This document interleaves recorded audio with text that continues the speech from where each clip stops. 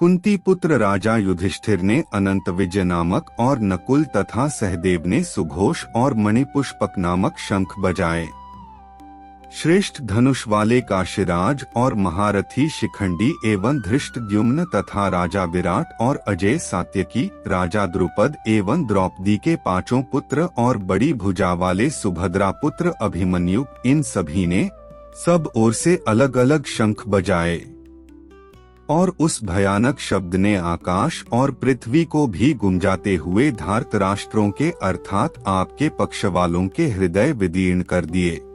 इसके बाद कपिध्वज अर्जुन ने मोर्चा बांधकर डटे हुए धृतराष्ट्र संबंधियों को देखकर उस शस्त्र चलने की तैयारी के समय धनुष उठाकर ऋषिकेश श्री कृष्ण महाराज से यह वचन कहा, हे अच्युत, मेरे रथ को दोनों सेनाओं के बीच में खड़ा कीजिए और जब तक कि मैं युद्ध क्षेत्र में डटे हुए युद्ध के अभिलाषी इन विपक्षी योद्धाओं को भली प्रकार देख लूं कि इस युद्ध रूप व्यापार में मुझे किन किन के साथ युद्ध करना योग्य है, तब तक उसे खड़ा रखिए।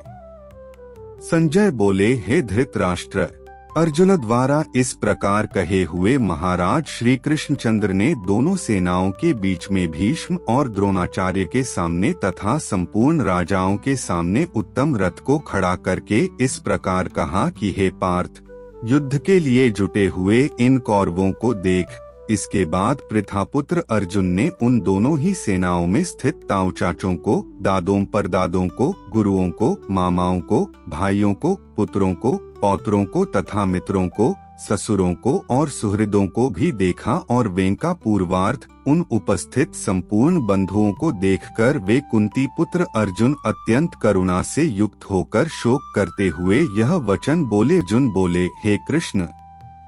युद्ध क्षेत्र में डटे हुए युद्ध के अभिलाषी इस स्वजन समुदाय को देखकर मेरे अंग शिथिल हुए जा रहे हैं और मुख सूखा जा रहा है तथा मेरे शरीर में कंप एवं रोमांच हो रहा है और हाथ से गांडीव धनुष गिर रहा है और त्वचा भी बहुत जल रही है तथा मेरा मन भ्रमित सा हो रहा है, इसलिए मैं खड़ा रहने को भी समर्थ नहीं हूँ। हे केशव,